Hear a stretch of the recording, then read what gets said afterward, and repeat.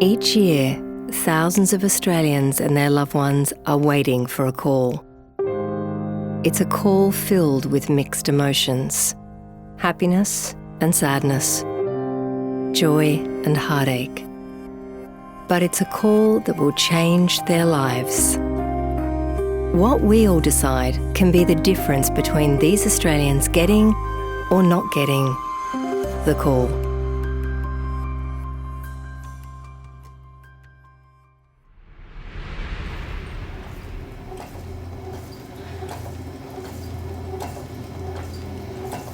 I'd started to feel crook about 2 years ago. I'd always known that my kidneys were on their way out, but I didn't realise it was coming around quite so quickly.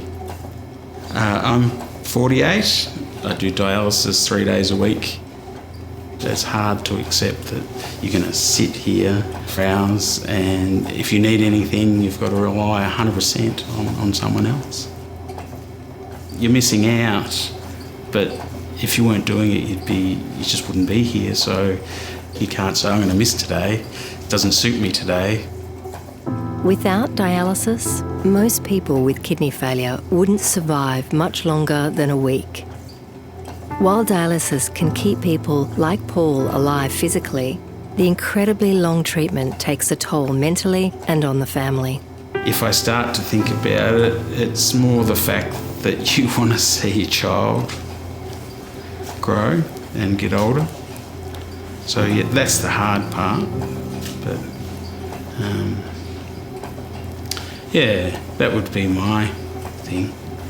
If someone said to you, look, you're going to get sick, but you can't see your family, you can't see your kids grow up and stuff like that. That's more the weight that I kind of struggle with. What would physically get me off dialysis is a new kidney and a transplant. Getting a kidney, that is my goal to move forward, and more like for my family as well, like so we can have a normal existence.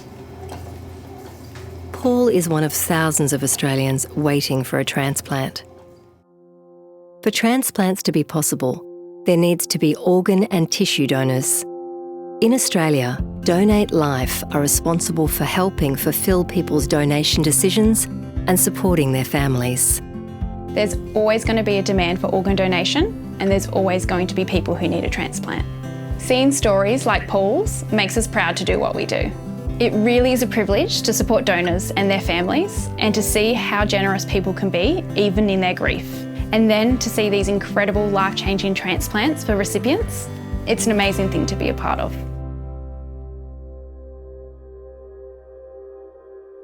With so many in need and very rare circumstances that make organ and tissue donation possible, the wait can be very long. In 2020, 170,000 people died, but only 1,250 died in a way that allowed organ donation to be considered. And just 463 people became organ donors. Currently, there are over 1,600 people on the transplant waiting list.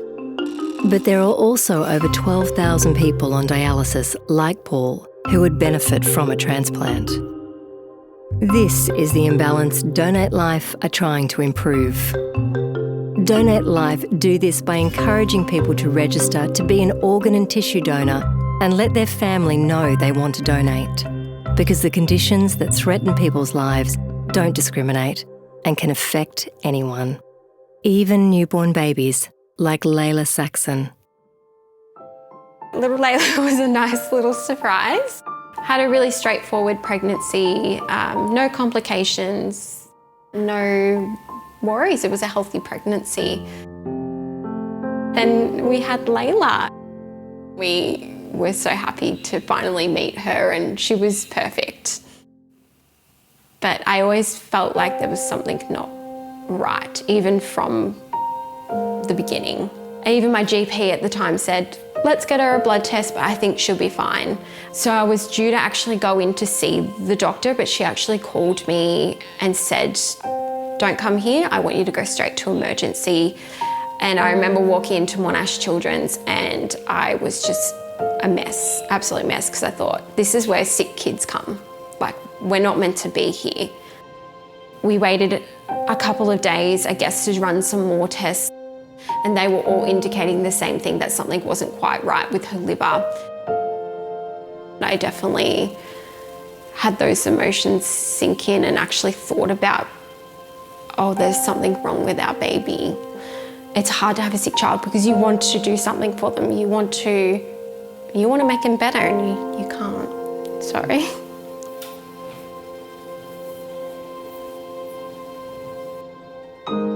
There's no medication that's going to fix her.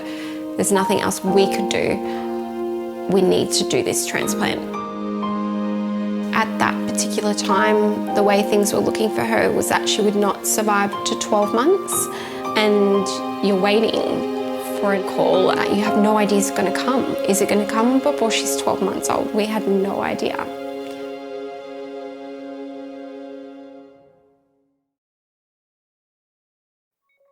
It's extremely difficult to be a parent of a sick child, but it's equally hard to be a parent of a young child while experiencing your own life-threatening event, like Jaden Cummins. I was fairly healthy at the age of 46 and I got the flu. I was a single dad. Henry, my son, who was 13, Henry's fairly knockabout like me, so we didn't take it too seriously. Went to the local chemist to get some cold and flu tablets because, hey, that's what you do when you have the flu, and the pharmacist commented that I didn't look great. My heart was very fast and all over the place. My heart rate was up over 200 at that point. So I got to my local hospital fairly quickly and they started running tests and things. And finally one doctor said, look, I wouldn't mind just having a closer look. That's when he told me that I had severe cardiomyopathy. My kidneys, my liver, even my skin, all my organs started to shut down. I asked him how long would my heart last, and he said 2 days. The next day, I was put on full life support.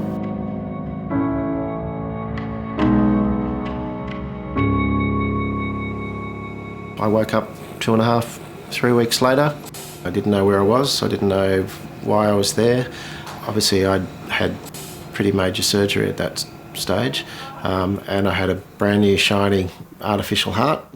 But I was also paralysed and I didn't know why. I had to retrain how to walk again and how to swallow and project my voice and things that you take for granted. The first thing I thought when they told me about this machine was like, I can't even keep my phone charged, so how the hell am I going to keep myself charged? So whilst I was on that machine, I used that to get my fitness back. I climbed Kosciuszko with it strapped around my waist. That was 6 months, almost to the day, that I woke up from my coma and couldn't walk. Probably the last 500 metres to the summit, I cried like a baby. I did the City to Surf, I did the 7 Bridges 28-kilometre walk with that thing. I was going to the gym every day, only because I didn't know when I was going to get that call. And it could happen tomorrow, it could happen next month, it could happen next year. I just wanted to put myself in a fighting position so that I was as ready as I could be. I knew the artificial heart wasn't long term, and that's the thing about transplant. If you're waiting for a transplant, there's no grey area. You're going to die if you don't get it. Despite his positivity, an impending transplant conjures up mixed emotions. The thing that I used to struggle with was the actual organ donation side and the donor side and what that meant. It meant life for me, death for someone else. And it's such an easy sentence to say, but you go to bed, you think that 24 hours a day it's on your mind. You know that your only chance of survival is for someone to pass away. A recipient's deeply conflicted hope is hinged on the grief and loss of another family, a donor family. Matthew was the eldest of 3 of our children. He loved sport. Anything where there was a ball or a bat, he was there.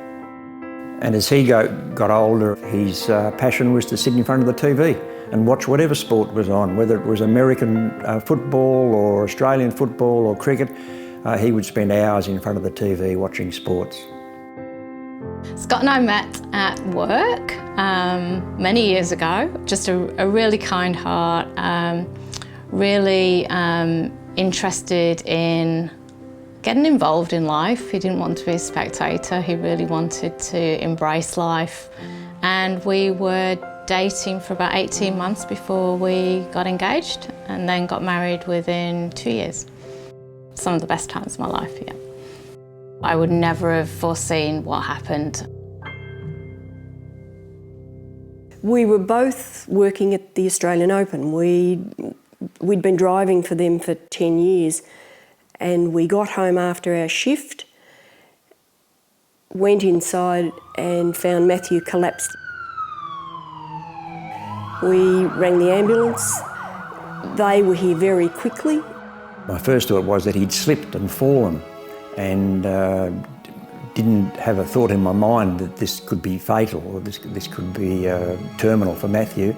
Scott and I went to visit my family for Christmas in the UK, and while we were there was a big outbreak of swine flu, and Scott caught swine flu and became very sick.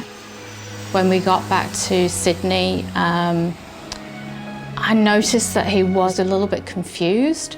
I said to him, let's go to hospital, and we went to the emergency department. I actually thought we were going to go. They would tell us, you know, just go home, keep your fluids up, just rest and you'll be fine. When he was triaged in emergency, they said that we needed to take him to resus. That's when I realised that things were really serious. I went in the ambulance with Matthew to Box Hill General Hospital into the emergency department. The emergency department doctor who came out and spoke to me, Helen still wasn't there at that stage, he said to me that he felt we should gather the family as quickly as we could.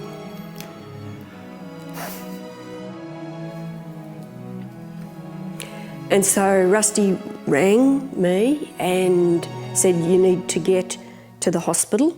Matthew was brain dead basically, and there was no hope. Scott was admitted to ICU. He was there for just under 2 weeks in a drug-induced coma. When he was in ICU, he actually went downhill. I was walking from the hospital car park with my parents into the hospital, and my phone rang. I just had a feeling that this wasn't something that was going to be good news. Even in their immense sadness, these donor families knew that something good could come from their loss. We're registered organ donors. We had talked with Matthew about it. The opportunity was there. Let's make the best of a situation we're in. And my memory of the conversation is sort of a look at each other and nod, and away we go. Scott and I had previously had a conversation about organ donation, and so I said to the ICU doctor, would it be possible for him to be an organ donor? Would he be an appropriate candidate? Even in that really dark situation, I knew that something really good would come out of this. First of all, I was helping Scott fulfil what he wanted to do, which was a real honour and a privilege, but I knew that out there 2 Australians were getting phone calls that were about to completely change the course of their lives. I was proud. I was sad, but I was proud and happy because Matthew will have helped so many people, far more than any of us would have thought possible.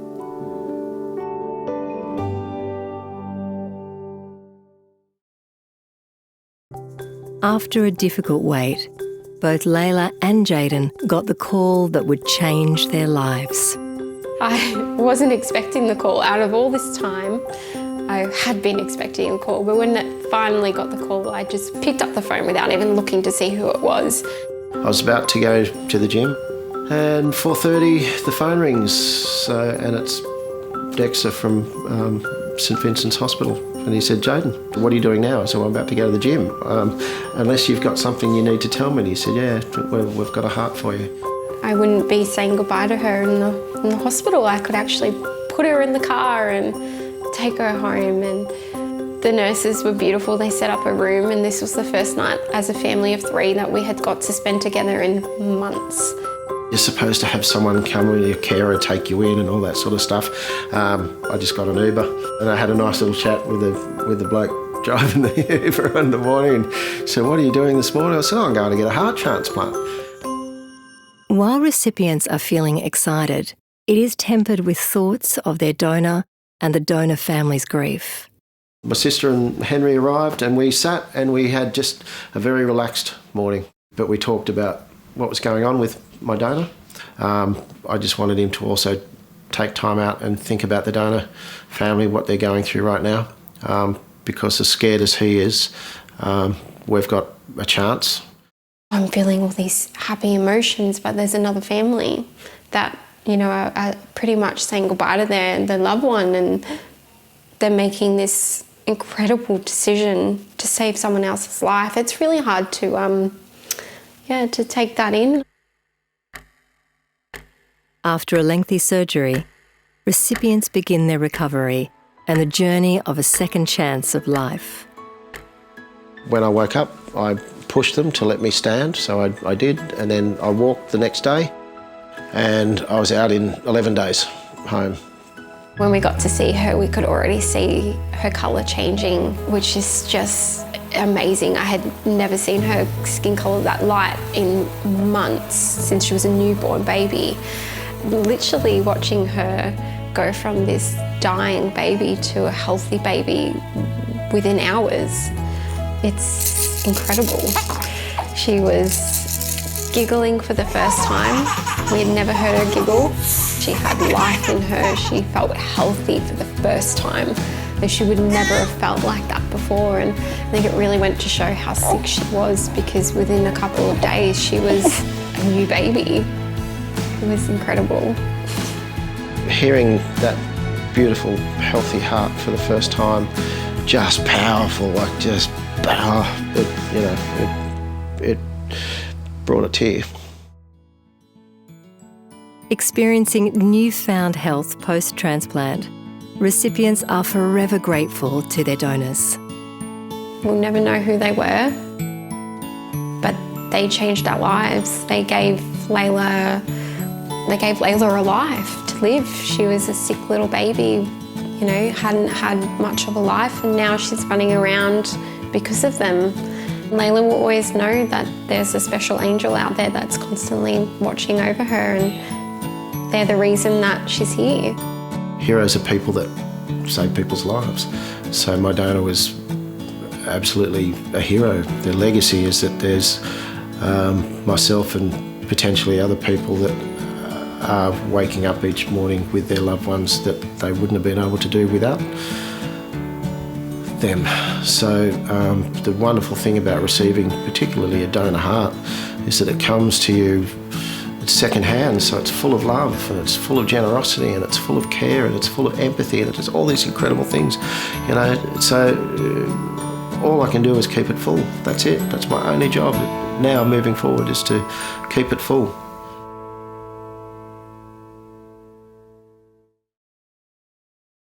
Some people never get the call that could save their lives.